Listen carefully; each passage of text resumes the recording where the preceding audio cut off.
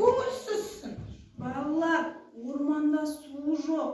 Ормандағы барлық тіршілік иесі сусыз, шөлден қиналып, сендерден көмек сұрауда. Сендер көмектесесіңдер ме маған балалар? Балалар, орманға жету үшін алдарынан көптеген кедергілер кездеседі. Біздің балалар сондай ақылды, білімді, барлық кедергіні жеңіп шығамыз. Сондай ма балалар? Иә! Жарайсыңдар. Олай болса, орманға барайық. Балалар, жолымыз жабық тұрған сияқты. Қола қақпамен қоршаулы тұр.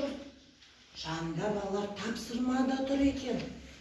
Біз осы тапсырмаларды орындасақ, қола қақпаның кілті де табылар. Олай болса, бәріміз орындыққа отырайық.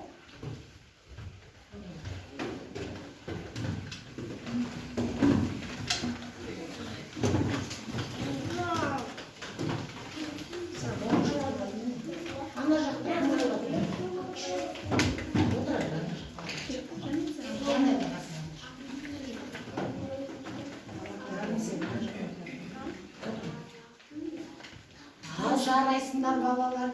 Қаны бәріміз тақтаға назар аударайықшы.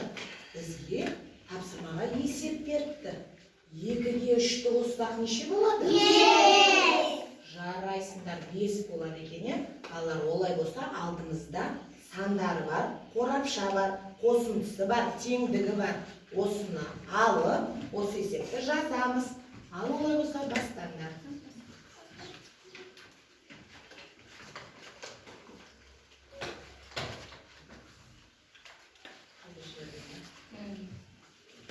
Бір жібермендер, ашып-ашып.